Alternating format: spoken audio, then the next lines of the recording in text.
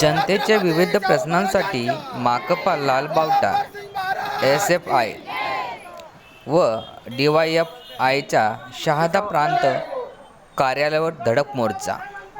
शहादा दिनांक 14 जुलै. भारताचा कम्युनिस्ट पक्ष, मार्क्सवादी, माकपा, महाराष्ट्र शेतमजूर व इतर ग्रामीण मजूर union, Lal Bawta, student federation of India (SFI.) आणि democratic youth federation of India (डी.वाय.एफ.आय.)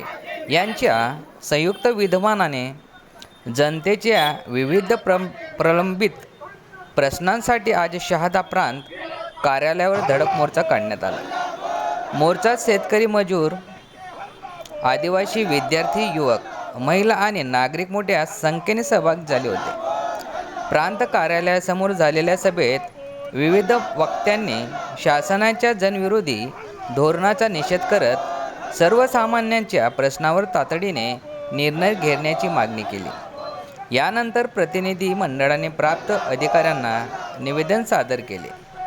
निवेदनामध्ये वनहक्क कायद्यानुसार पात्र लाभार्थ्यांना तातडीने वनपट्टे देणे, अतिक्रमित जमीन नियमित करून संबंधींच्या नावावर करणे, संजय गांधी निराधार योजनेसाठी अधिवास डोमेसाईल प्रमाणपत्राची सक्ती रद्द करणे, प्रत्येक रेशन दुकानाला पूर्ण व नियमित धान्य पुरवठा करणे, तसेच नेट व टीएटी पेपरफुटी प्रकरणाची सखोल, पारदर्शक व निष्पक्ष चौकशी करून दोषीवर कठोर कारवाई करावी, अशा विविध मागण्या करण्यात आल्या.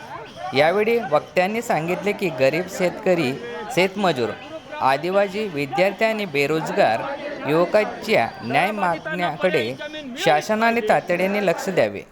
प्रशासनाने मागण्या मान्य न केल्यास माकपा, लाल बावटा, एस.एफ.आय. आणि डी.वाय.एफ.आय. यांच्या नेतृत्वाखाली अधिक तीव्र जनआंदोलन छेडण्यात येईल, असा इशारा देण्यात आला. मोर्चामध्ये विविध संघटनांचे पदाधिकारी, कार्यकर्ते आणि नागरिक मोठ्या संख्येने सहभागी झाले होते. आपण पाहत आहे समता टीव्ही 10 न्यूज मराठी. मुख्य संपादक आनंद बच्चव.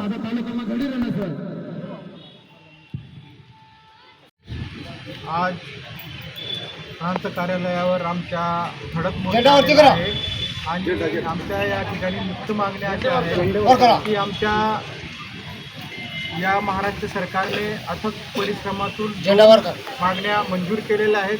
त्याचे प्रथम आम्ही अभिनंदन करतो. शेतकऱ्यांच्या सातबारा त्यांनी कोरा केलेला आहे आणि त्याच्यानंतर वन अधिकार पट्ट्याची देखील मंजुरी दिलेली आहे, म्हणून महाराष्ट्र सरकारचे अभिनंदन. परंतु आमचा संघर्ष संपलेला नाही.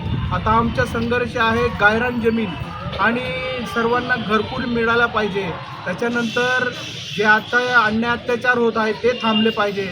जीवनावश्यक वस्तूचा भाव कमी झाला पाहिजे, पेट्रोल डिझेलचा भाव कमी झाला पाहिजे, अशा अनेक मुद्द्यांवर आम्ही या मोर्चामध्ये मागण्या केलेल्या आहेत आणि ते आम्ही जोपर्यंत धसास लावणार नाही तोपर्यंत आमचे आंदोलन हे चालूच राहणार आहे. तेवढंच मी या ठिकाणी सांगू इच्छितो.